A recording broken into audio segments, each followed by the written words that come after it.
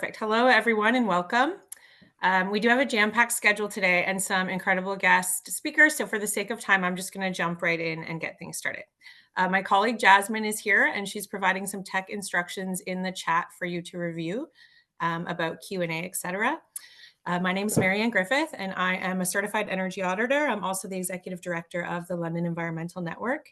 And we're hosting this event today with some promotional support from the City of London, the London District Construction Association, the London Home Builders Association, and the Canadian Home Builders Association.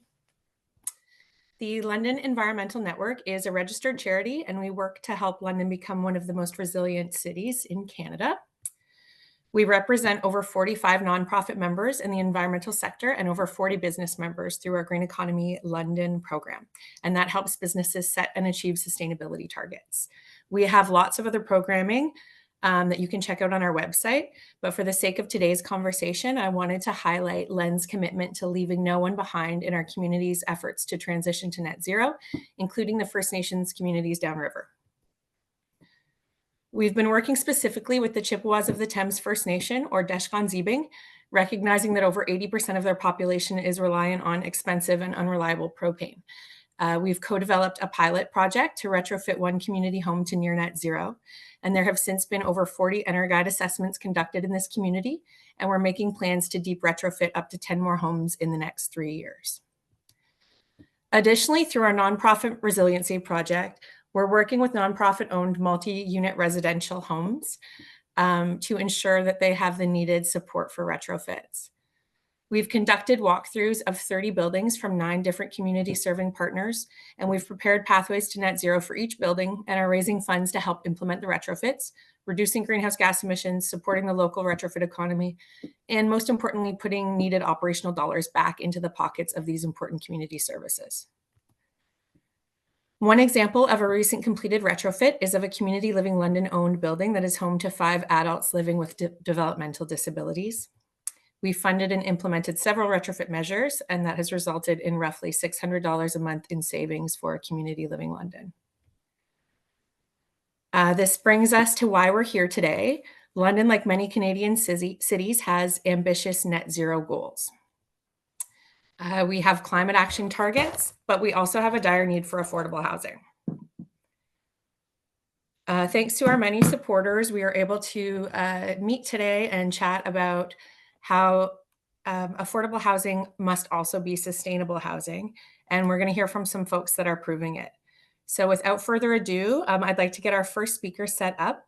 For the sake of time, each speaker will introduce themselves and pass it off directly to the next speaker.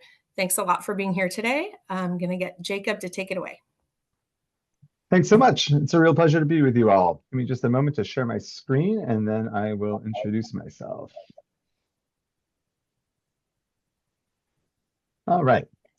So my name is Jacob Dever-Acusen. I work with Builders for Climate Action. I am a lead researcher and co-developer and trainer with the BEAM tool, which is a building emissions accounting for materials and material carbon estimating tool, which is what I will be spending the next 20 or so minutes talking with you about how you can actually track and develop strategies for reducing the embodied carbon emissions from building materials. So BFCA does quite a number of things in addition to developing and supporting and educating around the BEAM tool. We also do quite a lot of research around embodied carbon, and particularly in residential and Part 9 construction. And so just going to sort of set the stage a little bit here. We've done a lot of benchmarking of figuring out what is the carbon emissions from building materials, just sort of walking in the door of the building stock that already exists. And so what we found in a Toronto regional study that patterns other benchmarking studies that we've done is there can be a pretty broad divergence between best and worst in case, if you will. So there's like a 5x magnifier from the lowest carbon to the highest carbon building within the study. So our takeaway from this is that there is a whole lot of opportunity for carbon reduction from building materials that are going into housing stock. So just having a sense of that and a sense of what is average, what is good, and what the opportunities are for reduction is really useful for us as we're trying to not just understand what are the emissions and how do they work, but what are the actionable steps that we can take to reduce the emissions of our buildings. So another thing that's been really exciting in our research is to identify that because this is, we're still in the phase of working with material carbon emissions and embodied carbon, that there's a lot to learn and understand, and we're still sort of wayfinding around what the drivers of these emissions are and what our opportunities for reduction look like. There is a lot of low-hanging fruit. There's a lot of opportunities to reduce emissions at cost parity or at reduced cost, or using very simple substitutions of individual building materials without having to get more intensive with redesign or whatnot. So here this is one of a series of studies that we've done. I won't go through all the fine print. The point here is that by tweaking the concrete mix that may be going into a foundation, by doing some substitutions of insulation materials, of cladding materials, even just using the best-in-class flooring and drywall products. Best in class meaning the lowest carbon emission within the range of, say, drywall products that are available. Just by making those types of simple basic substitutions, we can really significantly reduce the emissions from the production of those materials without having to, again, get into expensive or complicated redesign or using particularly innovative or hard to find or expensive materials.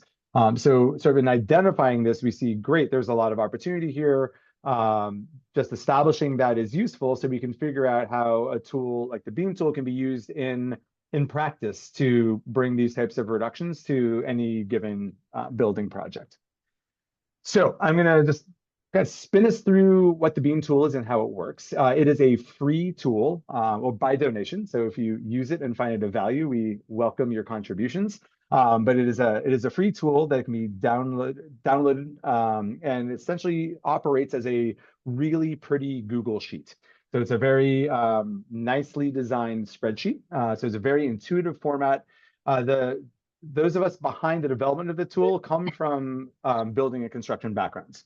And our intention here, knowing that there's a lot of practice in the residential space that doesn't have the benefit of full architectural services, that may not have a 3D BIM model established, which can be a barrier to doing some embodied carbon analysis. We wanted to create a tool that made it possible for essentially anyone to be able to very quickly and easily get some basic information about the emissions of their products, or do some quick comparative analysis around what different products' carbon footprints look like, and be able to make really quick, intuitive decisions.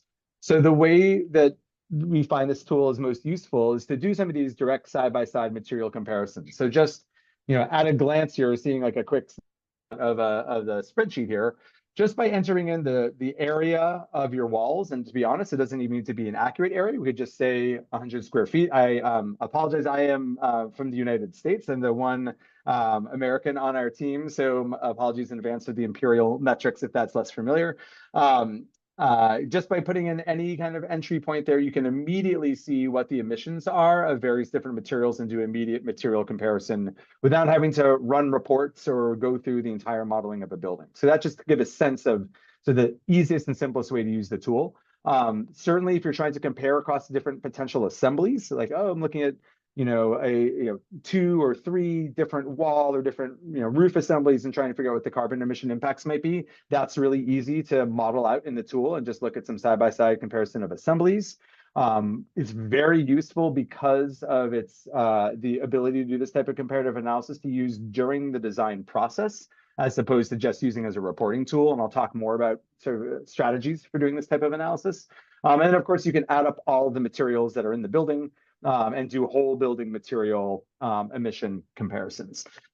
The other thing that's really notable about this tool, which I'll talk a little bit more about in just a minute, is some of the quote unquote alternative or non-standard or less familiar materials, particularly those that are bio-based and that store biogenic carbon in the building. And I'll define that and talk a little more about that in just a minute. But that's one thing that makes this tool a little bit different from other tools. Again, coming from a builder's background, and that many of us within BFCA have a particular experience in working with plant-based building materials. We wanted to ensure that we had a tool that made those materials visible and the positive carbon storing attributes of those materials quantified and visible within the tool, so that again, builders and designers and policymakers can see those as options and make actionable decisions based around those materials.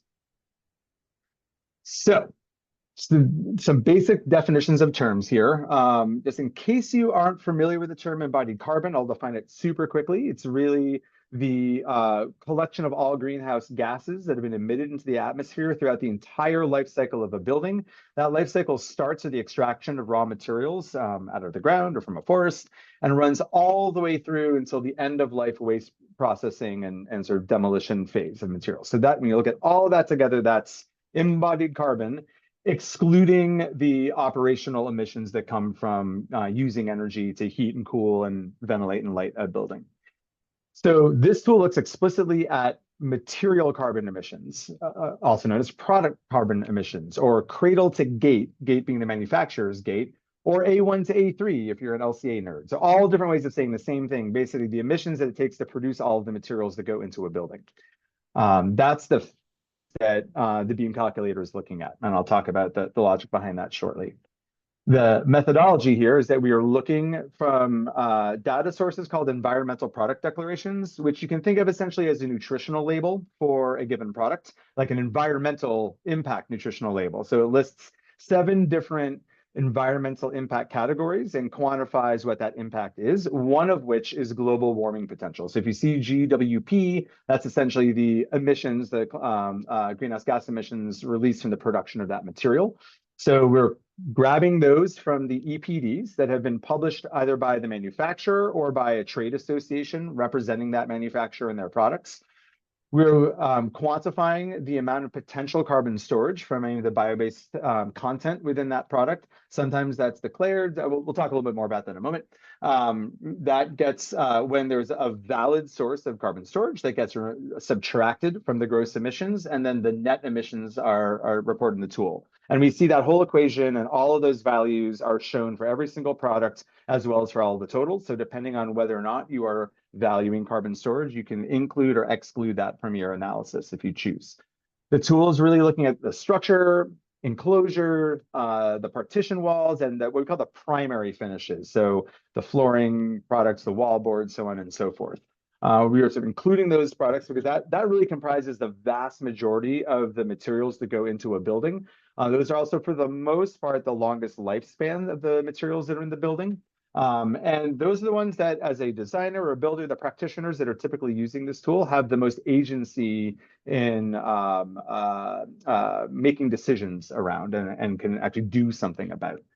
Right now, there's a few things that are commonly found in a building that are not included in the tool. Mechanical, electrical, and plumbing is probably the biggest omission, and that's because historically of a lack of data. I'm really excited to say we've been doing a couple of years worth of research right now into the emissions of that, so those divisions of materials, and we'll be bringing that into the tool in the year ahead now that we have sufficient data. So that's really exciting. Similarly, right now, paint and other liquid finishes are not in the tool, but those are going to be coming in this upcoming year as well. So we'll be expanding out the data set as more of that data has become available for us. Things like appliances and furnishings that are provided by an owner are not in the tool, as well as like yard work, hardscaping, basically anything outside the boundary of the building itself is excluded. So site-related materials are not included. So that the building becomes the definition of the boundary there. I want to talk about carbon storage for just a little bit because it's quite important. What we found, so we believe really strongly, as I mentioned, that there's opportunities and actually imperatives around using plant-based and biologically based materials that atmospheric carbon into a building. It's not just our opinion. We're delighted to see some really terrific research done by UN Environment Program that highlighted not only our building materials kind of at the nexus of global climate action across all sectors, but the bio-based materials are one of the key strategies for radically reducing the climate emissions of the built environment within the material basis. So having that type of data basis behind this imperative is really important for us as a sort of a science-based quantifiable tool, and we're really trying to get the rigor of data behind these types of ideas. So to talk about just to break down what the methodology is and looking at carbon storage, that's sort of the basic carbon storage math. The way the tool works for quantifying either storage or emissions is starting with just the total material quantity. And I'll walk through the tool in just a moment. This will make a little more sense when you see what's inside the tool. So we're looking at the quantity of material, usually done through an area-based takeoff, like the square footage of a wall.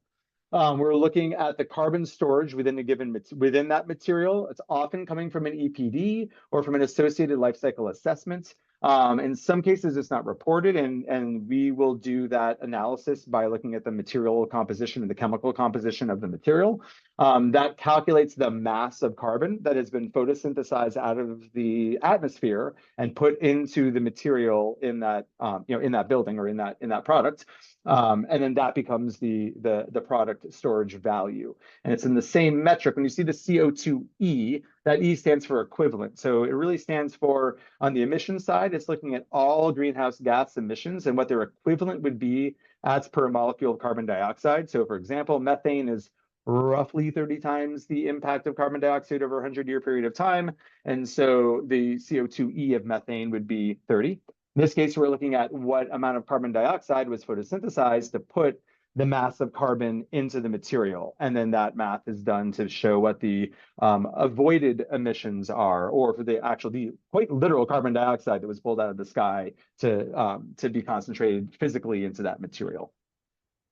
So I'm going to take just a minute more to break this apart. It's a big concept. It's an important one. I'm probably not going to answer everyone's questions really, right off in the beginning here, but we can definitely talk more in Q&A for folks that are interested.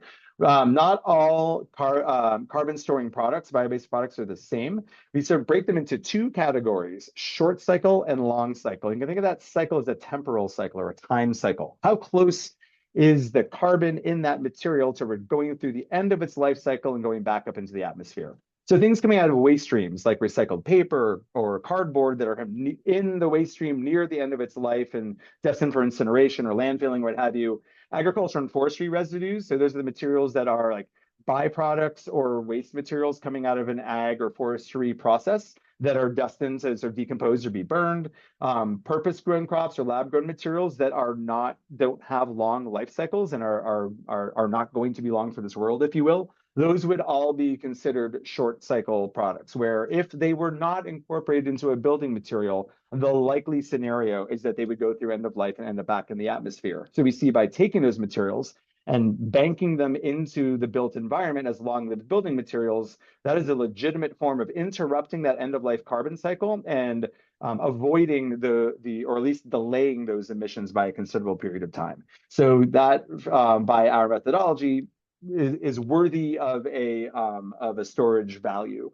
That's a little bit different than for virgin forest products, where because they're really long-lived species, 30 to 60-year harvest cycles on a tree, and they accordingly come from very complex ecosystems, it's more complicated to identify whether or not that tree that's been cut down for the studs in your wall is a net gain to the atmosphere by being part of a well-managed forest and maybe avoiding land use conversion to a housing development or what have you, or whether it's just contributing to deforestation and reducing the photosynthesis benefits of being a tree in the forest. It's a lot harder to tell whether the use of that virgin wood is a benefit or not to the atmosphere. So accordingly, that's the long cycle, much longer life cycle to the tree. And so accordingly, we make that optional as to whether or not that's valued within the tool. And I'll show you what that looks like in a moment. I just wanted to give the logic behind that. For those of you that are more visual learners, you can think of it this way. Within the short cycle carbon cycle, in this case, we're looking at an annual grass, like a straw product. Every year, the plant is growing, it gets harvested, and then will be re-released maybe this year, maybe within a year or two, depending on if it goes to animal bedding or some other purpose. But suffice to say, there's no version of that in which the plant will continue to photosynthesize or the carbon would otherwise just stay in terrestrial solid form. It's destined to go through its life cycle in a short period of time. That's different than a tree where you may have many, many decades. And the question is, do you start the clock when the tree was grown, or do you start the clock when the tree was harvested? Would the tree otherwise have continued to be a tree if it wasn't harvested? What are the other impacts on the complex forest ecosystem because of that harvest practice? That's where some more of that complexity shows up. So just to show how that's mapped out in the tool, and I'll take a moment here also to sort of explain how the tool works. You can see here we've got all these different products on the left. They're sort of organized by the material category here. We're just looking at a snapshot from one of the insulation categories. These are all different short cycle materials, straw, hemp, grass, wood residues. The fibers in this insulation are all byproducts of other forestry processes. Cellulose is coming out of the paper waste stream. So accordingly, we see, okay, there are emissions in this gross column here in gray. Those are all emissions that are released in the production of these materials. These ones we're giving storage credit to because they're all short cycle products. And we're, again, sort of either reporting that based on the EPD or we're doing the mass calculation of the carbon component of that product.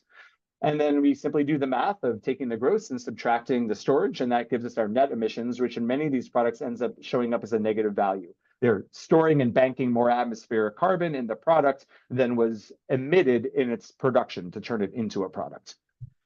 Now, if we were to look at wood, we would see that it is reported what the value of that carbon storage is reported in the long cycle storage here. If you know the provenance of that 2x8, and you know the integrity of the forest management process, and you can really vouch that that harvesting practice is a net benefit to the atmosphere, you can click a button and give all the way to the right here. I don't know if you can see my cursor, and allocate that storage credit. If you don't know where that wood is coming from, then you would not want to click that button. Or if you know it's coming from a forest management practice that isn't as well regulated, that would be a good reason to not click the button, but could see what the potential storage could be if it was coming from a well-managed forestry practice. So it shows what the potential of that value is, but it's the user's responsibility to know where that wood came from and whether or not it's appropriate to give it credit. All right, so we're going to zoom out there. Thanks for entertaining a deep dive into carbon storage. Just wanted to make sure you had some of that background information. We can continue to talk our way through how to use this tool. So looking here, you see mostly area inputs are what go into the tool. It's really kind of like an energy box model, if you will. I'm trying to make it really simple for builders and designers that may not have a full developed bill of materials. Those are the primary inputs. Once you get inside the tool, there's all these little tabs along the bottom, and they all represent sort of the different assemblies of the building. Zooming in on exterior walls here, we can see that there's a need for a little more information, and R value and input is added where necessary. And then we see, again, all of the different, within the category of cavity insulation, we see that broken down by different types of insulation products. And then within these different types, we see a whole bunch of individual products listed. Industry averages are bolded. Product-specific information is in plain text, and the product is labeled. When we have applied an average across a product category, that's bolded in green, where there is not an industry average otherwise available for that category. You'll see carried over is the area that has been applied for this exterior wall. You can adjust the percentage of that material you want to give credit to. That's a more complicated, that's for another day, but there's tweaks that you can use on a line item basis to adjust the quantity. If you want to add this material to your tally, you simply click a box and it is added to your tally. And that now you have it's added at the top of the page, and you can build out your assembly, or you can build out an entire building's worth of material selections. There's 12 different section sheets. You can use all of them if you're modeling out a whole building, or you can just look at one of them if you're just doing a quick study of cavity insulation, if you will, or just doing a cladding study. So as many or as little as you like. In some cases, you'll have to add a little extra information, like your R value for insulation or your framing spacing. Other than that, all the inputs are managed just through the area inputs in the front page. There's a review page that allows you to it's a really helpful tool for quality control to make sure you have all the materials you wanted to look at and nothing that you didn't want to look at. You're not double counting anything, as well as this nice visual reference using color coding in the net emissions of the greatest emissions. The highest carbon footprint is going to show up in the darkest orange or red here. If there is storage shown here, we would see that showing up in a dark green as the more storage value there is. So it's a good visual cue of carbon intensity. And then there's a results page that's formatted into an 8.5 and 11 report that can be printed out and shared with your project team members or used for compliance, which gives a bunch of information It shows the intensity of the different sort of sections of the building, so you can kind of hone in really quickly where in the building are all the carbon emissions showing up, and it gives you a nice horizontal bar graph for that. It gives you the reporting of the total net emissions, the total gross emissions, the total storage of both short and long cycle, as well as the intensity. So that's the emissions divided by the conditioned floor area, the total floor area, or per bedroom as sort of a proxy for a occupancy metric. And because of the studies that we've done at BFCA, all this benchmarking work we've done, we have a pretty good sense of what an average building is right now based on that intent off of those studies. So we can give a sense of how are we doing? Is this a good number? Is this a bad number? So this indicator in the bottom right here sort of benchmarks the building against some of the municipal and national benchmarking studies that we've done. Gives the highest emitting materials, and if there are highest carbon storing materials, those would be listed as well. Again, super helpful for a sensitivity analysis if you're trying to figure out where can I reduce some carbon here. That will pretty quickly draw your attention, as well as what materials do I need to defend in value engineering. That'll also show you where your carbon storing hero materials are. We have a really nice feature in the tool that allows direct comparison between two different scenarios. So within any given project, you can run as many different scenarios as you want. So, whether it's options against a baseline or just running lots of different versions of the same model. And then you can compare any two of those results together, either in the review tab or the results tab, to help with the analysis process and make good decisions in comparing between options. We want to be really clear that this is not the whole building, carbon footprint of all of the materials over the whole lifespan. That is not what the tool is representing. It is looking at the material carbon emissions of all the primary materials. So if you're using the tool, it's important to know what the boundaries and scope are so that you're making an accurate analysis. Find that Beam works really well if you're looking for that whole life cycle assessment, that there's an opportunity to do that by combining the tool with other tools. So I'm just going to wrap us up here by just looking at a couple of really quick examples of how that could be used. There's versions of this where we like to think about how to actually deploy strategies using this tool by starting from the biggest lens possible. Can we use an existing building, or are there things in the design level we can do to make our form more compact or a smaller building? Down to then optimizing for the best assemblies and sort of the best materials we'd like to use, all the way down to procurement and being able to, on a product level, choose the best product in class. And so this is, I know, a bit of a complicated diagram. I'm just sort of putting this up here, not to explain it all, but just identify that you're going to be asking different questions throughout the entire process of design, where there's high-level questions there'll be early in the phase of design. Product selection is not going to come near the end. Beam can be used to do some of that analysis throughout the whole process, or it can be combined with other whole building lifecycle assessment tools or other specialty tools as a part of a tool stack if you're trying to answer multiple questions, and you may need more than one tool to answer those questions. So there's lots of different ways of using the tool depending on where you are in the process and what type of project you're working on.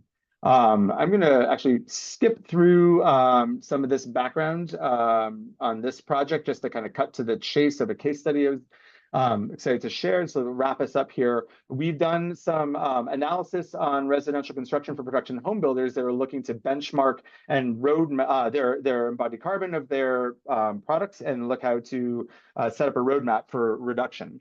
And so with this one client, we looked at what the as-built code compliant version of their building is.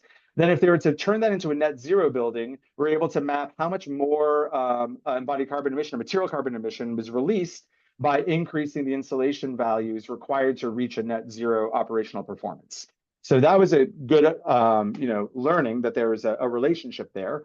We were able to figure out where is all the carbon in this particular model home and identify where we could really hone in on making some material substitutions, and found out by just, again, doing some basic simple substitutions that can be deployed essentially immediately, we could realize a 40% reduction in those material emissions. And by going a little bit further for the best possible available material, maybe a little bit of redesign or some stretch materials, we could get that all the way down to 66% reduction. And that breaks down very granularly by those different components of the building, so we can see where the improvements are. And this is all just sort of taking information out of the Beam tool and mapping out what those different scenarios are and where the emissions show up. Just to say here that while I'm talking about this from a design perspective, Beam is also now being used as a compliance tool. In the Near Zero Stream 2 program in BC, there's also some American programs that are starting to utilize Beam as a compliance tool to verify the emissions saved from or released from the materials of a given project. All of the benchmarking resources and other research we've done that I mentioned is available on our website. I encourage you to go check that out and get into the raw data and the background of this if you're interested. We've got some training sessions coming up next month if you'd like to join us and learn more how to use the tool. And I will leave it there. I am at time and we'll pass the microphone over to Doug. Thanks, Jacob. Really appreciate that. We are also at Doug Terry Holmes, a proud sponsor of the Beam calculator. So, and a client. Thank you. Thank you, Doug. So our presentation today is, does resilient construction make business sense, and perhaps why we need a life arc? So a lot of slides to cover today. Just a quick introduction to me, President Doug Terry Holmes. Over the years, I've been on the Building Code Conservation Advisory Council, been involved with Canadian and Ontario home builders. I'm currently the president of the Energy and Environmental Building Alliance, an organization that's North American in scope, and pretty excited about that. So I'll be president for this year. Subject to the documentary film Hope in 2017, humanitarian mission leader, author of the book From Bleeding Edge to Leading Edge, A Builder's Guide to Net Zero Homes, and most recently, very honored to be recipient of the King's Coronation Medal for King Charles. So that's a little bit about me. Humanitarian projects, I've done 5 different blitz builds over my time. First one was in 2011, we did Aguas Negras in Dominican Republic. Plane load, 6 people's 4.5 days. We banged out 200 people, banged out 6 homes. Project Hope in 2017, Hope Agua Vida was 4 missions to Puerto Rico after Hurricane Maria. Learned a lot about wind damage in that session. We did the Imagine build out at Oneida Nation of the Thames in 2023, and last year we did a blitz of 8 tiny homes with some other builders in St. Thomas. Why write the book? Well, I've done complicated, and what I found out is complicated is complicated. Sometimes simple isn't that bad a way to go. So it's the book I wish I'd had when I started, and we have out there in the world, there's lots of information about what to do, but sometimes maybe we don't talk so much about why. So we like to look at the why in this book. My responsibility, well, we're trying to help builders prepare for what's coming, regardless of what their belief is in climate change. And it's also introducing the concept of life arc. As builders, we're under constant pressure for all the different programs that come forward: energy consumption, indoor air quality, climate resilient construction, embodied carbon, occupant comfort. These are all items that are on our radar and getting hit with. Every year there seems to be a new priority, and everybody is the most important one to look at. So we have to look at how do we differentiate, and maybe there's a path here forward where we say, well, how do we build a home that can last 100 odd years or more, and how do we do it cost effectively? Do we need a program like Life Arc? And this is what I'm talking about today. So we know climate is an issue, right? We go from extreme wet, where this is down in Florida, they had, 24 inches of rain in a day, to we've got extreme dry, where you've got different areas of North America on fire on a regular basis.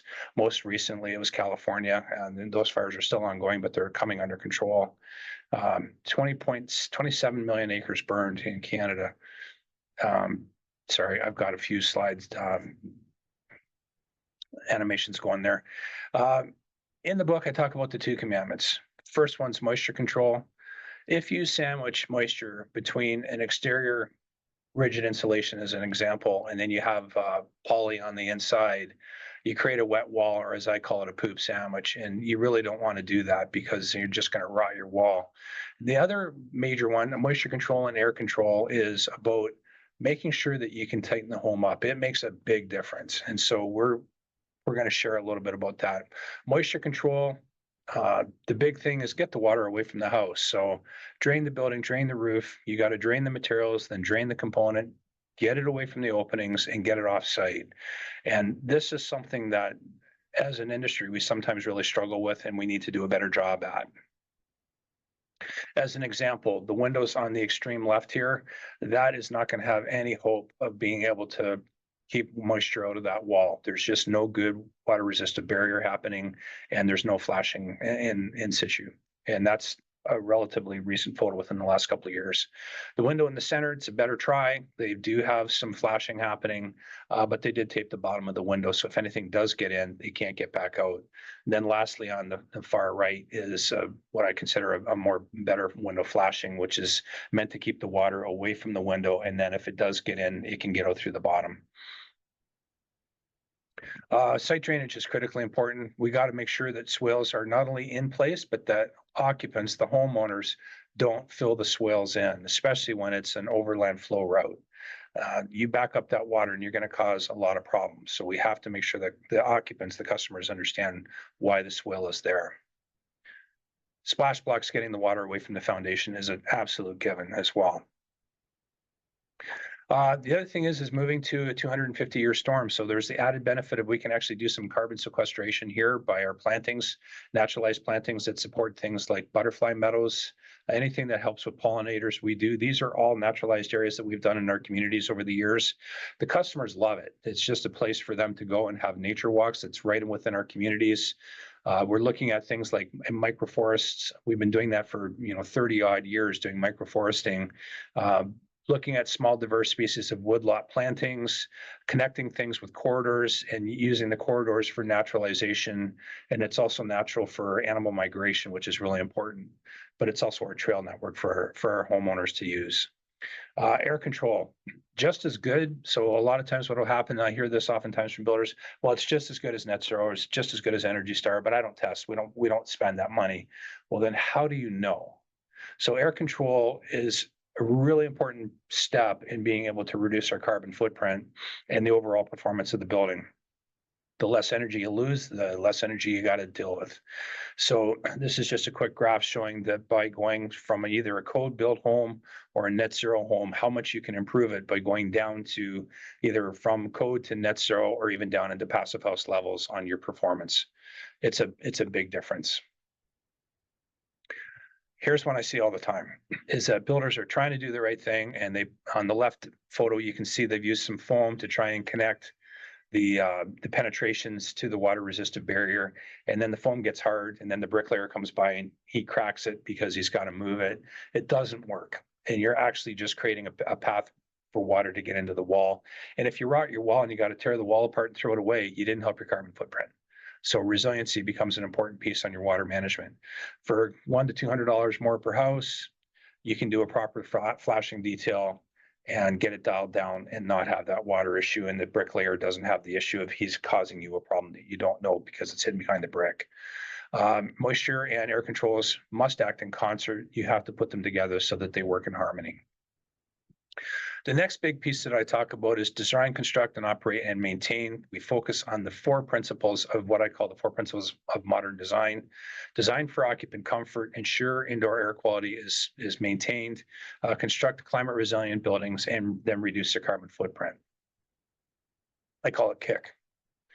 So when we look at comfort, well, the extreme loss of comfort is death. And we saw that in BC many, many years ago. Well, and actually 3 years ago, I think it was now, where 800 people died in 6 days in their homes because they overheated. So we have to look at our mechanical systems. We got to right size the equipment. That cuts down on the carbon. You can't do it by your thumb. You actually got to do measurements. As the home gets tighter, the load gets lower. One of the challenges you start facing then is you have to start looking at different equipment, and it could include going all electric because you don't have gas equipment small enough.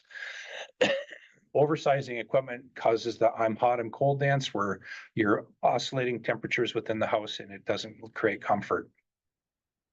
Modulation of fan speed and temperature help to control that, and you want to have continuous long run times. That's what you're actually aiming for. Solar gains are a huge issue, and we should not be using windows that gain temperature heat. We do not want to be the ant with the magnifying glass on us, and unfortunately, that is still it's a priority within the codes that they're still wanting. They consider Canada to be a heating climate, and they want the heat gain. However, after almost 20 years of working on this, we have got changes to the Ontario and now the national code that recognizes there has to be a path forward for using low solar glass. If there is maybe any one takeaway out of anything I present to you today, it is how important low solar glass is for occupant comfort, for reducing carbon footprint, and for safety. Managing indoor air quality. I love the Blues Brothers movie. In the scene where they say, well, "What kind of music do you have?" We got both kinds, country and Western. Well, when we look at indoor air quality, ventilation becomes really important. When do you want fresh air all the time? What type of ventilation do we have? We've got both kinds. We've got windows that open and a fresh air machine, otherwise known as an energy recovery ventilator. Very, very important that the client understands how to use both and when to use either. Off-gassing and VOCs is another important point. Grafenstone has a full line of zero VOC paints and specialty coatings. It's also got products that are Cradle to Cradle Gold certified and Silver certified, as well as we are now working with the Beam folks to create a carbon calculator for paint. That was alluded to in Jacob's presentation earlier, that's going to be coming forward this year. It doesn't completely get you to zero on the paints, but it greatly reduces the manufacture process. These are limestone-based products as opposed to carbon-intense products that are from the oil industry, petroleum-based. There's some other points why it's really important with regards to indoor air quality as well. We're very heavily involved with climate resilient construction. Some of the things that we've been working on over the last several years is our partnership with Western University and the Institute for Catastrophic Loss Reduction, and how to build roofs that can stay on. In the past, it was always worried about holding the roof up. Now it's really talking about holding the roof down. And there's a 6-inch screw from Simpson Strong-Tie that's an absolute game changer.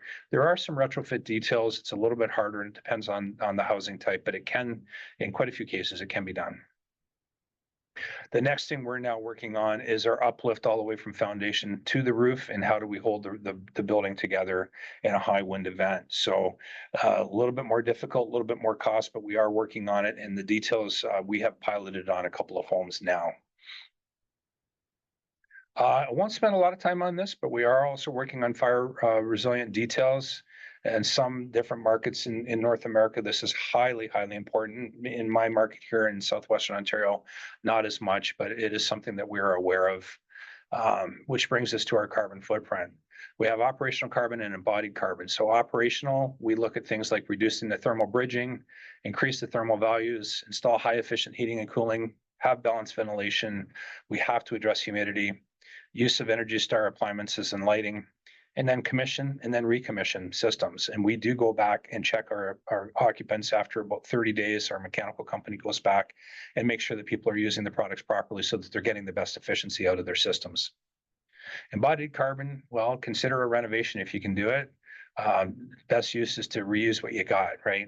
Adaptively reuse systems and components if you can. Utilize the modeling tools like the Beam calculator, and then choose materials that have the ability to store carbon when you can. Basically, we like to look at it as, if you can grow it, it's probably pretty good, and if you have to mine it, it's probably not so good. Over time, this is the goal of where folks are trying to go with carbon reduction, and Jacob could speak to this better than I could, so I'll pass on that one.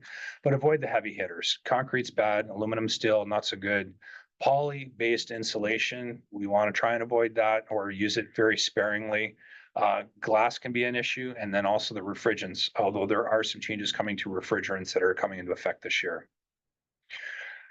We did work with the Beam calculator folks, and we looked at one specific home in this example we're giving, and we went from 198, we're down to 116. So we've almost halved our carbon footprint on this. And we're now looking at some further steps to get us down to be under half of what our carbon footprint was. So that's ongoing. I guess it never stops, but we are very aware of it, and we are tracking it, and we're adding more homes into our analysis. You can look at decarbonizing finishes. This is one that we are working with the folks at Beam Calculator to come up with the calculator for decarbonizing our surface finishes. But you can get a lot out of the Grafenstone products that we offer. Clients like it because it's better indoor air quality as well. But this fireplace right here, as it cures, is absorbing carbon. And you can also look at decarbonizing your HVAC. For example, switching from a dual fuel hybrid system, which is a gas furnace, out to an all electric hybrid system, which would be an electric furnace. You're obviously not burning carbon after you've made that switch. Okay, so next is, what is LifeArc? It's a house we're building that's capable of providing life support systems for the occupant in the event of an extended power outage. This goes beyond net zero. Core principles are the base. It introduces a concept called sustainable survivability, which you have to have during extreme heat or extreme cold events. This is a new definition in occupant/building survivability. It's neither passive nor active. It's a combination, and it means reducing the loads as low as feasible and then providing backup for energy for lasting at least 7 days. And we'll cover that off a bit more. We have to look at critical loads. We have to give some heating and cooling. You don't have to get it to be perfect temperature. You have to keep it within the safe zone. Balanced ventilation, you need fresh air. And if it's an extreme heat or an extreme cold vent, you still need fresh air over time. Not a lot, but enough. Principal electrical system, you got to keep the fridge going, especially if medicines are involved, and emergency lighting, battery charging, that sort of thing. Water can become an issue. So if you lose municipal water, how do you have a backup? And it could be that it's your water tank that's your backup. Buildings require compartmentalization. This is a critically important point. If you can smell your neighbor's cooking, you're dead before the fire gets there. But if you are able to compartmentalize the units, it means each unit uses less. And that's an important piece for actually doing the modeling and for safety. And then solar and battery, what do you need? Okay. In some cases, guys, it may need a carbon fuel source backup. That might be the answer. But if it's the only time it's being used and everything else is reduced, then it might be worthwhile to use that bit of carbon. Sustainable survivability. We look at adaptive designs. Can we survive storms, hurricanes, tornadoes, flood protection, that sort of thing? Then passive design. Can we have some thermal autonomy? Next is, how do you add backup power in critical operations? So can we study it? Yeah. ASHRAE 55 is the comfort measure, okay? We did a study with Building Knowledge a couple of years back. We looked at it with another net zero builder in a project we were working on, and we looked at an extreme heat and extreme cold event. And after 36 hours with no energy, the extreme heat event, our product had just come outside the comfort zone. The other builder, they were over 41 Celsius, and you were looking at occupants dying in the building. And this is a net zero to net zero product comparison. In extreme cold, we had gone down to 10 Celsius, put a sweater on, you can survive it. It's not overly comfortable, but you can survive it. The other one, it went to -8, and you're starting to lose the building because pipes are freezing, that sort of thing. So it makes a difference on how you build, even with net zero to net zero. Our LifeArc next steps, well, we are now into testing solutions on buildings. So we're pretty excited about that, and I'll show that right here. We've launched 2 Discovery homes here in St. Thomas, open to the public to come on out and see it. Both of these are capable of going off grid if they have to. One is full battery backup electric, and one has a Generac generator or some type of generator on it. I forget the specific brand, but it's about how do you survive for the next 7 days if you have to go off grid. What about tiny homes? I was asked to talk briefly about that. Yeah, we can do high performance net zero tiny homes. The biggest thing is finding enough space on the roof or on site because they're tiny roofs. One of the things we're going to be launching is a study of actual energy consumption on these, because we think that the modeling is outdated and does not actually reflect what's actually going to be used there. So it's going to be a 2+ year study that we're working on with a couple of other partners. And then I always finish, I try to have the grandson here to say, what's your motivation? Mine's given this kid a future, and it's really important to me, and I need your help. Thank you. I think we're maybe going on to Toby next.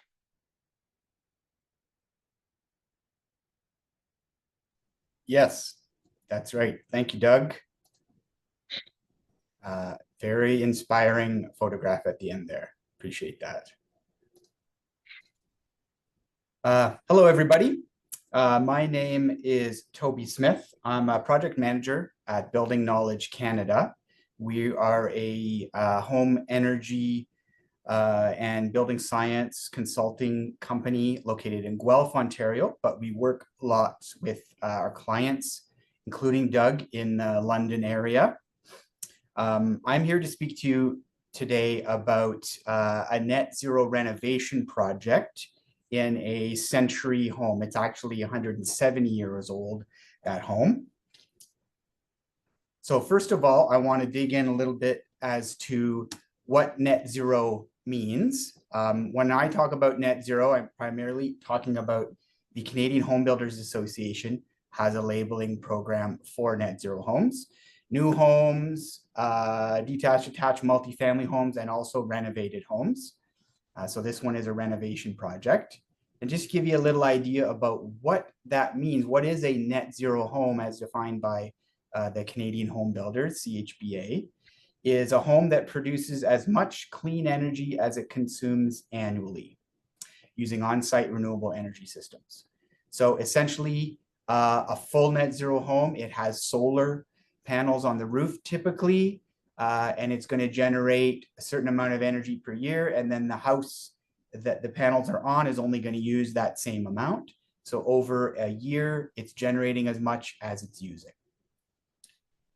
They also have a classification for net zero ready homes, which includes, does not include the solar or renewable energy.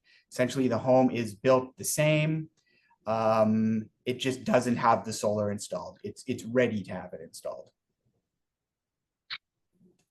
In this case, just a little bit more about what makes a net zero home. It has to have minimum insulation values. It has to have a maximum air leakage rate. So that's 1.5 air changes at 50. And it has to have an improved building envelope, at least 33% better than building code. It has to have a heat and energy recovery ventilation system. Heat or energy, that's more commonly known as HRV or ERV, the lungs of the home that bring in the fresh air that you need. And it has to meet certain requirements on indoor air quality as well. There's a checklist for that. It's verified by a third-party energy advisor, and the renovator or builder on the project also has to have some training on what it means to build a net zero home. It gets an EnerGuide label as well. And then, as I mentioned, there's just a difference between net zero ready and net zero. So they did a pilot project on net zero renos about 4 or 5 years ago. I think about 6 or 8 projects went through the pilot, and they released that standard. And now it's a possibility for anyone that wants to renovate their home. So more specifically, I want to talk about this project, which you see at the top. It is supported by a separate, although similar, gold project called Towards Net Zero Reno Project or Initiative. There's the full title, actually, Towards Cost-Effective Net Zero Energy Ready Residential Renovations. That is a project that's funded at the top by the federal government, Natural Resources Canada. The CHBA is delivering it, and I have a participating builder and project in that. And the project goal is to get 150 net zero or deep energy retrofits, renovations across the country. And so one of them, unfortunately, we don't have a completed project in London that I could demonstrate, but just up the road in Guelph, Ontario, is this project done by Frontiers Design Build called Happy Farm. And as I mentioned, as far as I know, it's the oldest home in Canada to receive the net zero label. It was built in 1855. So you can see on the left, originally, it's a stone farmhouse. It's got an addition at the back. When I say stone, I'm talking almost 2 foot wide stone walls. The addition, unfortunately, was not structurally sound, so that had to be rebuilt. But you can see on the photo down below, done in a very tasteful manner. They repointed all the outside stonework to make sure that that was going to be durable and last. It was just finished recently. The other interesting thing is it was converted from just a single family home to 2 units. So there's a front and back apartments now. So they've actually increased the density on that lot. And it will be net zero ready. They're not going to install solar panels, but it will be ready for the solar panels and has an energy reduction of 73%, which is pretty impressive. So some of the priorities of the homeowner and the builder were higher density. So they wanted to see how many apartments they could get in there. They wanted to restore the home to its original splendor and make sure it would be durable and last for many more generations. Just to give you an idea of what work they did, essentially it was gutted on the inside before. It had very low levels of insulation. I think there was, I don't know, 5 inches in the attic. That was about it. Nothing in the basement, nothing in the walls. So it was completely gutted. New insulation added to the attic. The walls were insulated with spray foam plus bats. The foundation was insulated with spray foam. The natural gas furnace was replaced with 2 air source heat pumps. Now it's 2 units now, so each one has its own heating ventilation system. Again, 2 of these energy recovery ventilators achieved a very low air tightness. That's important when you're dealing with any home really, but especially with this type of stone walls.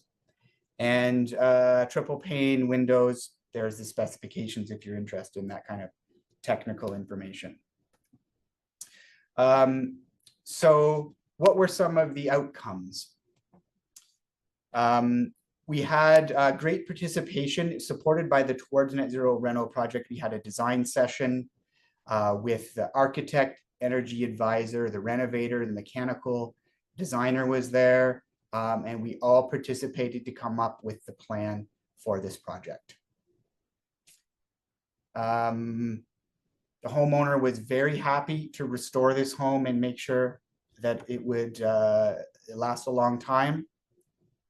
And, you know, they also wanted to make it affordable too. So the renovation itself was not very affordable, I'll be honest. You know, full gut of a home plus all new insulation and walls and everything is pretty costly, but the utility costs were much reduced, as well as the energy and greenhouse gases. So just in the operational greenhouse gases, those are down by 93%, the energy down by 73% as to compare to before with that gas furnace and no insulation. And we did a carbon calculation. Thanks to the BEAM tool, we actually calculated the embodied carbon in the new materials that were installed. So all the insulation, the wood framing, the drywall, everything that we could include. And so that was an increase of 9.4 tons of CO2 equivalent. But because we're going from gas to electric and we're becoming much more efficient, we're using a lot less energy overall. Our operational greenhouse gases, so the emissions from burning natural gas are eliminated essentially. And then we just have the emissions from the grid to power the heat pumps are 7.7 tons saved per year. So after just over a year, 1.2 years, the increase in emissions in the new materials have already been paid for by savings. So pretty much beneficial from an energy and carbon side of things. There were some strategies that we had to incorporate. Most importantly was we did not want to damage these stone walls. So the renovator took to themselves to contact building science consultants that did testing on the materials in the stone wall, as well as simulated if they were to insulate the way they did, would that cause any issues with moisture getting into those walls. And the issue with adding so much insulation is the walls are not able to dry as they originally were. They can no longer dry to the inside of the house because you have the insulation layer. The walls are going to be a lot colder. So they wanted to make sure that wasn't going to be an issue. But, you know, we made it airtight. So we're keeping that moisture out of those walls from the inside. They did a really good job on the drainage of the foundation on the outside. And make sure the grading and everything is staying away from the house, the water staying away from the house. So we're making sure we're on all fronts, we're making sure that we're not going to have issues. Oh, sorry, just I don't know if I want to read this whole thing, but you can look at it after with the copy of the presentation. Just the homeowner's reasoning for wanting to do this. She was born in Germany, came to Canada, had a very successful business here, but she wanted to make sure to really conserve space and use resources in a responsible manner. A little bit more, just a little bit about the Towards Net Zero Rental project. I wanted to put that out there because they are still looking for participants in the London area. The program's looking for an energy use and has integrated design process associated with it. So for a homeowner, if there are any homeowners on this webinar today, you can get some expert advice from energy advisors on how to get to net zero. You don't have to do it to participate. You just sort of get some advice and hopefully shown that path to net zero. Integrated design is an opportunity, potentially get access to other incentives. And there's discounted services for the energy advisor work, air tightness testing, the energy modeling that they may do, and maybe some mechanical design, indoor air quality, and if possible, the labeling of the home. So that would all be covered under this project. And if there are any energy advisors on this call, please consider participating as well. Even if you haven't done net zero training, there may be an opportunity for you to do that through that project, learn about new tools, learn more about net zero, how to get a home to net zero, and more about that integrated design process. And so that would be, if you have customers that are interested in doing it, it would be mostly covered under this project. So it could be beneficial for you to learn about how to do it and also get some consulting money for your customers. This is just a description about the typical phases in a net zero renovation that we've defined in this project. In this case, the project is scheduled to end at the end of the year. So if you were going to participate in the London area, that's likely not going to happen. But you can still participate in these phases here. So identifying a project, discovery, optimization, and integrated design. And then a case study would be generated as well. If you're interested in participating, you can reach out to some of these net zero qualified renovators in the London area, or you can reach outside the area as well. There's a link here to look up other renovators and contractors. There's also local service organizations, so they usually employ the energy advisors. There's a long list of them here. Feel free to reach out and they can help you. They can help you on your path towards net zero. Want to thank everybody for the invite today, and also for Len for organizing this, and the London Home Builders Association as well for helping on this project, and the City of London. All right, thank you very much. Over to Naren. Hope I pronounced that right.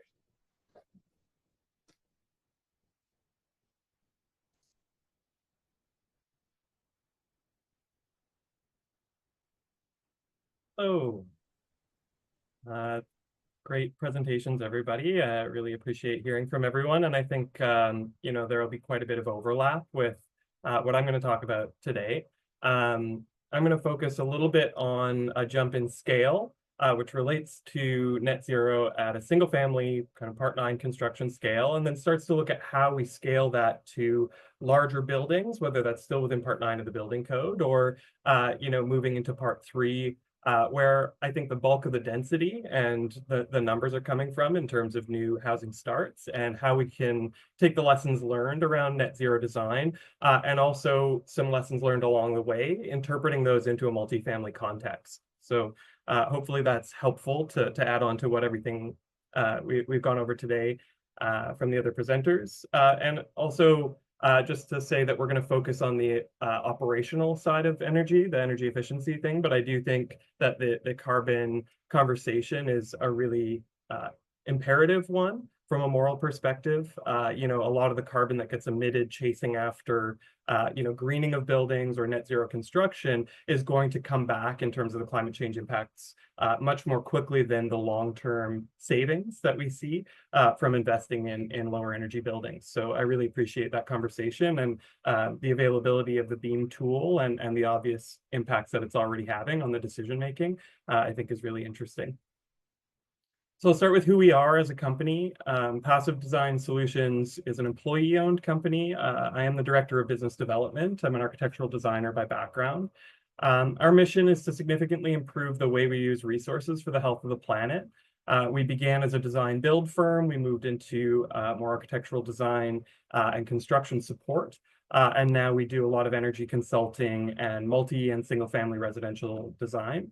And our vision is to design beautiful, efficient housing for everyone. We really believe that high performance and effective, elegant housing is something that everybody benefits from, not just those who have the equity or the privilege to be able to afford it. This is just a quick overview map. You can see a lot of pins on here. This is a map of the different projects that we've worked on over the 15 years that we've existed as a company. We've worked on over 400 passive house or net zero projects to date, including quite a few larger multi-unit projects in the more recent 2 to 3 year time period. So you can see our range is quite large, and we've used this as an opportunity also to conduct research on design approaches, construction assemblies, construction support and sequence, details, all of the things that would go along with the design to try to make something that's universally applicable across a similar swath of construction culture and climate zones in Canada and the northern US. So starting with net zero single family housing, the principles we kind of heard from others today, very, very similar approach. This is really based on the passive house approach to net zero. So reduce energy first and then add renewables to make up the difference.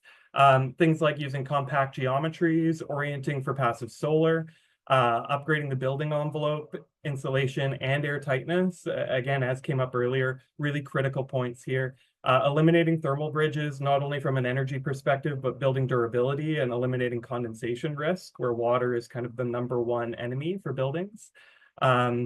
Using high efficiency all electrical and mechanical systems and appliance, so that electrification piece and moving to grid source energy, net metering, and then hopefully having a grid scale reduction in carbon for producing that energy in the first place. And then adding solar PV to the roof. Right now, that's the approach. Right now we have parity for energy sold and purchased from the grid.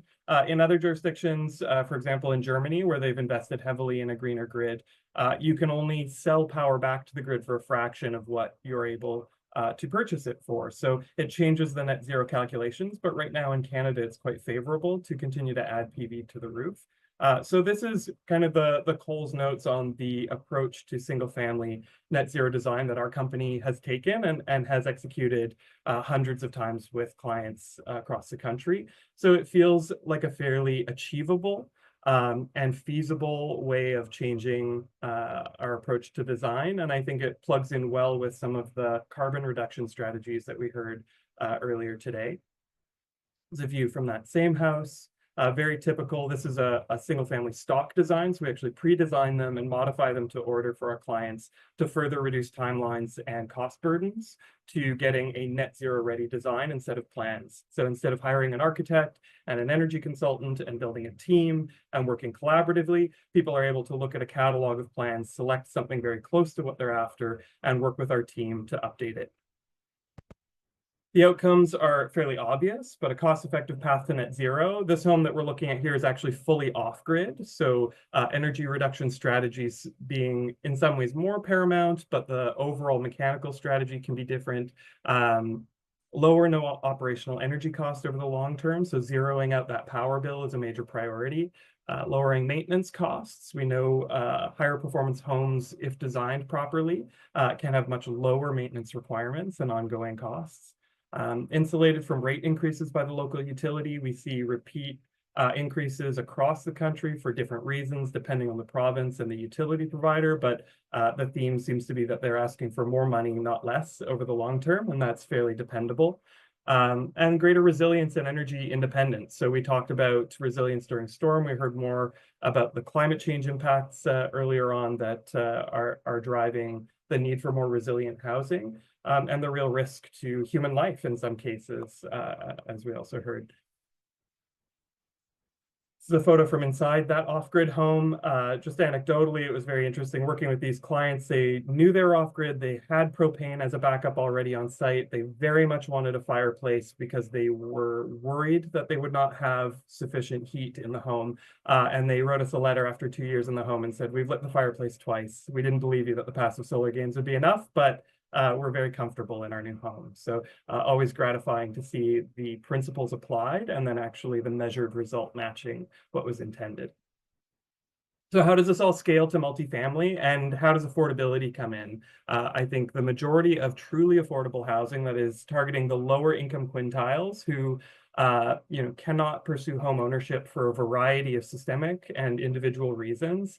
We need to rely on multi-unit rentals, particularly those operated in the not-for-profit sector, to meet the housing needs of that section of the population.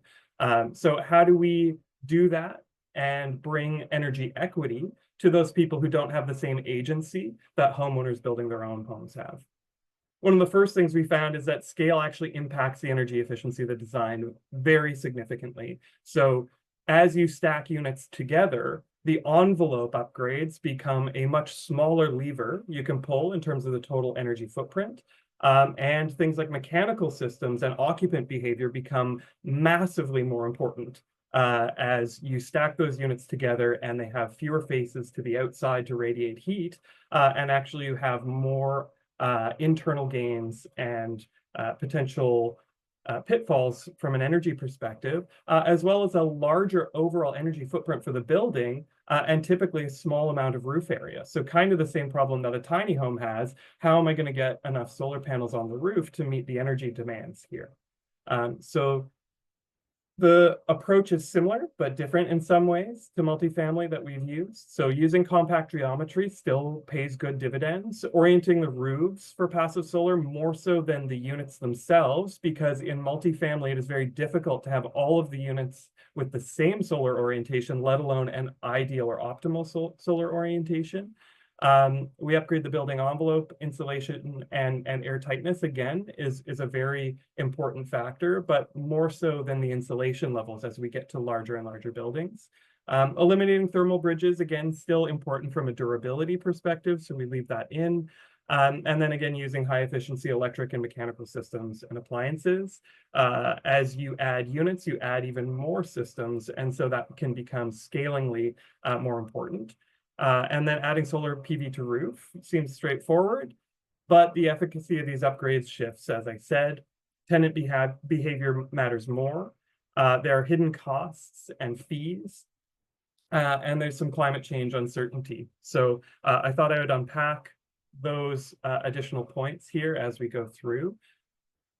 And we can think of it really as, the blind man and the elephant. You look at one part of the problem and you form an assumption about what the problem is, but we really want to take a step back and look holistically at the challenge with net zero affordable housing. So detailing becomes far more important than that extra insulation. We had a project that we did energy consulting on, and it was a dormitory, multi-story, multi-unit dormitory. And what we found is every change that we could propose on the design side to the building envelope, to the thermal bridging, the R values, the window design, the balconies, everything that we could pull in terms of a lever on energy there was a fraction of what we could save just by asking them to do shared refrigerators rather than individual appliances for each of the dormitory units. So really shifting our priority in the energy modeling and in the decision-making to have a higher degree of efficacy. We tend to have very large internal gains, which I mentioned, low relative exterior surface area. That's great from a passive house perspective, but it also means a diminishing return on investment in higher R values. And appliances, hot water, wastewater heat recovery, and HVAC become far, far more important. We've worked with engineers who their standard practice is just to dump additional heated air into the building to deal with ventilation, direct outside ventilation from units. And you look at the energy cost and it's 20% of the total energy usage of the building, just in additional HVAC losses. So those are the kinds of things that we need to work with industry professionals to help them to also understand the approach that we're taking. And therefore, that coordination with subconsultants is really essential. And we end up doing a lot of education of our subconsultant teams as part of our work. Moving on to tenant behavior, we find that the homeowners who tend to come work with us are energy nerds. They are drying their clothes inside. They are using clotheslines as much as possible throughout the year. They are really kind of gamifying their power bill for their own excitement and interests. Whereas tenants who are living, especially in a not-for-profit affordable housing sector, they have a lot of other stuff going on in their lives. And the last thing that they're worried about is, did I turn the lights out on my way out to drop the kids? Or, did I leave a window open when I turned the heat on? Those behaviors tend to impact energy. And when you are the sole person responsible for that, that's one thing. When your heat and utilities are included in your rental costs, and you're on a subsidy rent geared to income, and you're dealing with numerous life stresses, those energy saving strategies and practices are not something that people tend to come in with. That inclusion of utilities means that people can just leave the heat on, and they may not see the impacts on their monthly expenses, but the not-for-profit operating the unit and handling those utility costs is certainly aware. The actual energy usage is also far beyond what we often expect. So if we look at modeled energy usage in the upcoming code changes, it tends to be a much higher number. And over time, while appliances have gotten more efficient, we actually see more opportunities for people to use power. More computers, more things with batteries that need charging, more TVs, more consumer products that are more available and more cheaply, and they all take electricity. And so we see an increase in use over time, even as efficiency gains are found in individual appliances. This is a really big one, and it was a big learning step for us in many of the projects that we're working on now. So municipal serving costs vary greatly. That's a really big factor, whether you're in an urban setting or a more rural setting. It can drastically change some of the costs involved. We often design for fewer meters when we're including utilities in rents with affordable housing providers, but that can bump you up into a commercial draw rate, and the utility won't tell you that you're going that way.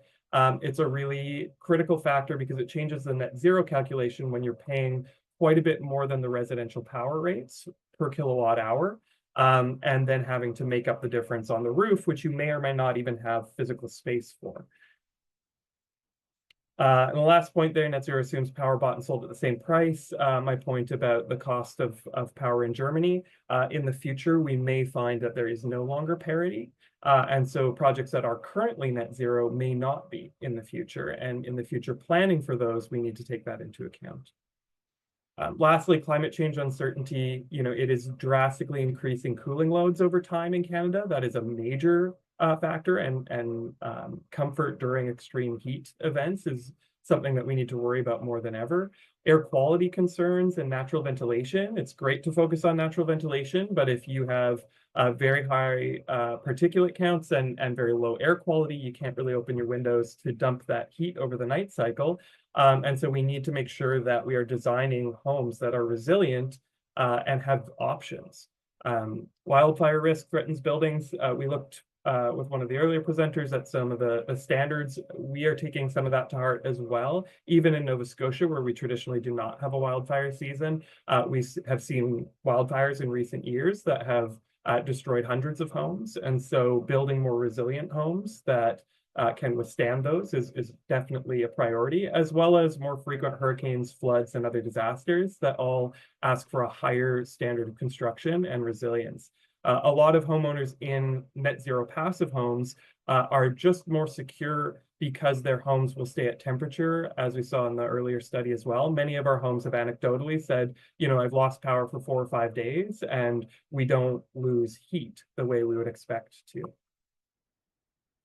So what are some empowering actions we can take on the design professional side? Using an energy model and a quantity surveyor to determine worthwhile upgrades and leave the assumptions at the door. I think this is really critical, especially as we jump scale and the envelope becomes less of the focus. And for our company, it's not a passive house without an energy model. You really do need to take a quantitative look at the various variables that you are exploring and make sure that you are optimizing based on real data. Using research and monitoring would be a great way to feed back information that tenant behavior really came to light as we worked with our clients and were able to see what the power bills were relative to what was modeled. So it was a post-occupancy research piece that allowed us to circle back.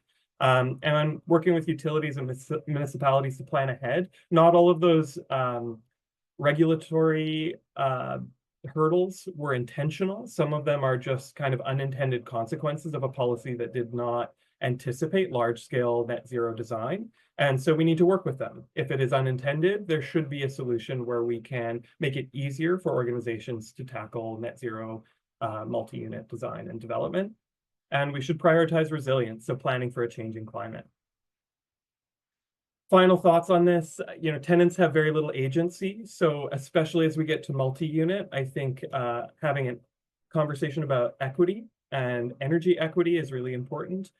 Single-family homes are neither very efficient nor very affordable when compared to multi-unit, and that's really important when we're thinking about sustainability and urbanism. Investing in energy equity on behalf of tenants, like carbon emissions reduction, is a moral imperative. So I do think that it is the right thing to do. And energy independence creates long-term sustainability for housing providers. So if we want not-for-profits to be able to continue to provide affordable housing solutions for those who are not in a position where homeownership can meet their housing needs, they need to be sustainable. They cannot be bogged down in increasing energy costs and maintenance over time, such that they're not able to maintain the housing that they do have. And are not able to develop new housing as well. I am happy to speak with anyone, about the work that we're doing and share more about it in the future. You can find us at passivedesign.ca, and I really appreciate the opportunity to speak here. Thank you for Len and to all the other panelists. It was really interesting to hear everybody speak.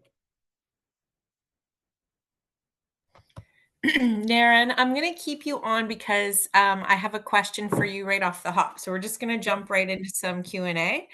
And a question for you from Zoran is, how is energy produced and stored for off-grid or rural examples shown today? Well, it's a good question. So when we move to off-grid, one of the main problems is people want to go with an all-electric home, but the energy that is produced by solar panels, typically you get the majority of it over the summer cycle, but your demand for heating, if you're using electricity to heat, is in the winter. So there's a mismatch in an off-grid situation between when the energy is available and when you actually need it. So people tend to go with more of a mix, including either wood fuel or some kind of fossil fuels like propane or natural gas. And often, a propane tank is on site as a backup fuel source for a generator anyway. In an off-grid situation, it's very easy to offload some space heating or domestic hot water, which are the next biggest sources of energy. And then you would use batteries and a small solar array to take care of your electricity needs. That tends to be the simplest system. And then there's all kinds of people who add to that, and DIYers who want to, kind of put systems together that match their lifestyle and needs. Thank you for that. If there's a follow-up, I'll let you know. But for now, I'm just going to move over. There was a question for Doug that has been answered in the chat, but just in case other folks didn't see it, Catherine was asking if Doug currently had or has worked on any water recovery usage, if they have any plans to using gray water to flush toilets and water gardens, or collecting rainwater or snow melt.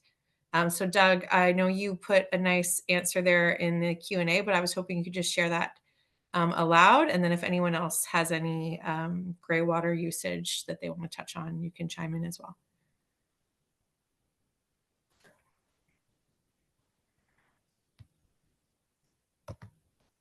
We piloted the grader system many years ago when it was first brought forward. We weren't able to get it out of pilot because it was such new technology for the system itself, but it's since become fairly robust. It's a bit of a challenge in a production setting. So, we've produced well over 600 net zero and net zero ready homes as the largest net zero builder here in Canada. And, hopefully somebody's going to take that off of us at some point. We have to think about what can sell in the marketplace when we're competing against builders that don't do this. So we have to be very careful about what we put in that we can do it cost effectively and that it's adding a value. The occupancies, quite frankly. 2025 is going to be the year of water for us. We've announced it. We've are now staffing according to the project. And what we're looking at though is the water that's wasted. You see, what happened is the government's decided that they were going to make fixture sizes have lower flow rates. But they didn't say at the same time, and thou shalt also make the pipe smaller to correspond with that. So you've got a bigger pipe that's got way more water in it than what the fixture needs. And you got to get rid of all that water stored in the pipe until you can get the hot water. So if people expect that they're going to wait 10 to 15 seconds and they're waiting 2 to 3 minutes, all that water's going down the drain. And so we're working on trying to address that this year. If folks want more information, the guru out there is Gary Klein out of California, and his outfit's got lots of research on best practices for water. So we are taking some of his principles and seeing if we can apply it into a production built setting. And can we do it more cost effectively? And can we provide greater benefit to for our customers? Thanks, Doug. Did anyone else have anything they wanted to add to that? I would Mira? say I totally agree with being very careful about what you include. We often have clients who are very interested in a kind of laundry list of sustainability upgrades, and we get to a conversation about what fits within the budget and what's the priority. And energy and carbon are the highest impact and lowest hanging fruit. A lot of these other upgrades, when you look at, probably 60-70% of the houses we design are in a rural setting, and they're using a well and septic, and they're not in an area that's experiencing water shortages or droughts. There are areas where it's really, really critical to do that kind of stuff, and there are parts of Nova Scotia where people just can't get a well.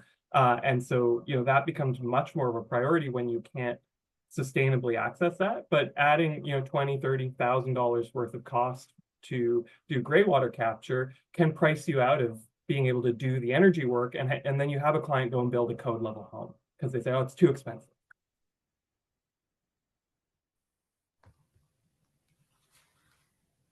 Thanks. I also have done a little bit of research work with a firm called Energy Stewards out of Elmira, Ontario, and they've got a lot of interesting research on blue roof, which is more geared towards flat roof design. But I do like some of the work they've done about storing water on a flat roof, which acts as a natural buffer for the sun rays as well. So it's bringing down cooling costs and also capturing water in a slow release for flood mitigation. So I would recommend checking out some of their blue roof stuff, and that's Enviro Stewards. Okay. I have another question here. Are there any sure wins as in terms of design elements that come to mind when wanting to balance affordability and sustainability? So something that's like perhaps cheaper than code or on par with code, but also providing a sustainability benefit. Anyone can take the floor there. I'm going to pipe in and say air tightness. Whenever we're working with clients, it's almost always the most cost-effective improvement they can make. Air tightness. And if you can't get good at it, I represent a firm called Aero Barrier. Our company is Home Tight, and we can come and tighten your house for you. Thank you very much. It's really that important. The other one I would say is, if I was to ask you to spend 10% more on your windows, would you do it? Okay, what if I told you that 10% more would mean that your mechanical system got smaller, your ducts got smaller, your bulkheads got smaller, and your occupant comfort went up? Is that worth the 10% more spend when the actual cost is net to nothing, or maybe actually a benefit? That's the low solar glass. Yeah, I think it's different, as I said in my presentation, depending on the scale of the building that we're talking about. At a single family scale, we try to look at what is doing enough in terms of thermal bridge elimination, increasing our values, and increasing air tightness without overdoing. There is a diminishing return on insulation because you're just capturing heat that would otherwise be radiating through the building envelope. At a certain point, it's actually more cost effective to put solar panels on the roof than to further insulate the building. And so we try to find that tipping point using an energy model so that we can find very cost-effective ways to reduce the heating and cooling loads, put in a much smaller mechanical system. Most of the homes that we design have electric baseboards and a single ductless mini split. And that's the entire heating and cooling system for the house, more than adequate to meet the homeowner's needs.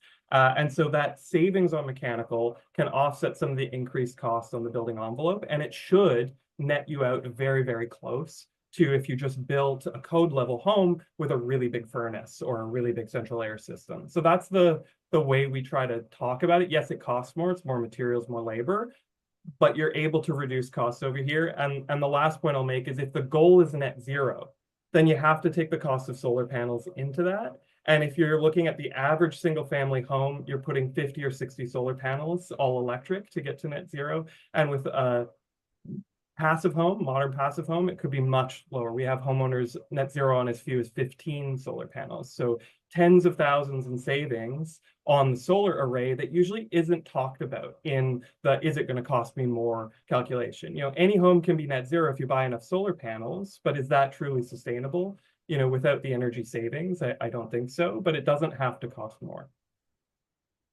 The one point I'll chime in, so those are all great points. I agree with everything said.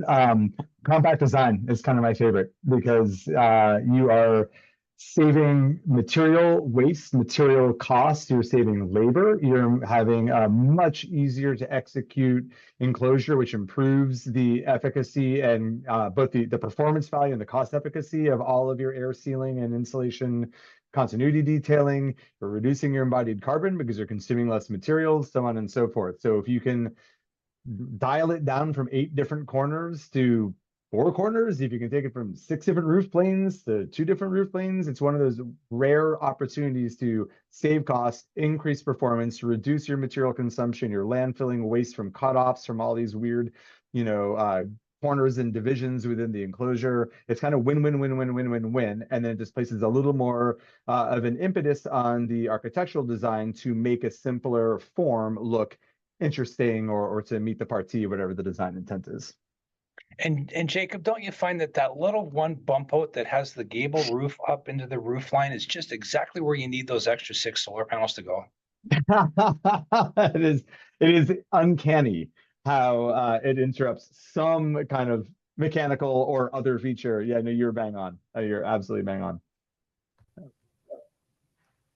I know we've gone over time. There are more questions, so I'm just going to keep rolling. If you need to leave, I understand and appreciate your time. Naren, the next question's for you. Are any of the Passive Design Solutions projects EnerPHit certified? Good question. Don't believe that they are. We have done a number of net zero and net zero ready certified homes, and we've done quite a few Passive House Institute US and CanFi certified homes. The majority of our homeowners currently, and I would say this is post-COVID, actually do not pursue any certification programs.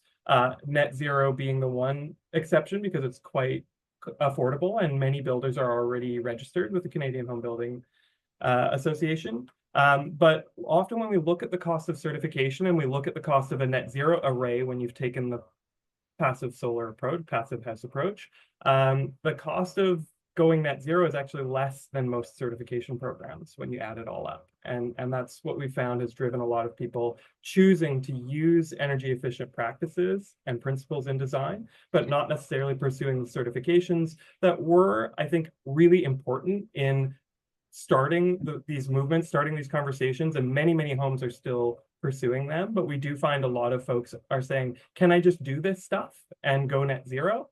And that is totally something that people can do and are doing. So long answer, but no, I don't believe any of them are EnerPHit certified. Thank you. And I have a question for Doug from Urinka. Is there any possibility to include sustainable paint as part of the Ontario home renovation rebates? First of all, hi, Urinka. Good to hear from you. The second one is, yeah, good luck. I think the first step is, and we're working with Jacob and the team on a calculator to add to the beam calculator to be able to quantify what you can actually do with the carbon difference between, say, an Ecosphere limestone-based paint, which we offer, versus having a petroleum-based paint product. And we don't have an answer on that. We think that the first step is to get the carbon calculator done, so we can show proof of concept on it and get people to understand you can actually reduce your carbon footprint. But it would be in the same application as what the beam calculator would be, which I don't think would qualify. But really good question.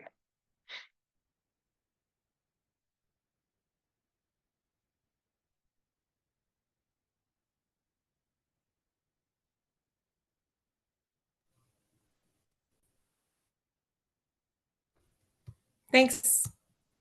Thanks, Doug. It looks like that's all the questions that we had in the Q&A. So with that, I'm going to wrap it up. I thank you all very much for your time. We will post recording on our YouTube page shortly and send out any links that are shared soon. So without dragging this on, thanks very much. We do have some social media links that you can sign up for any LEND news or webinars. And you're also welcome to reach out to me by email at the bottom there if you have any direct questions that didn't get answered during this session, or if you're watching the recording. So thanks very much for joining us, and I hope everyone has a great day. Bye-bye. Thank you. Thanks all. Thank you.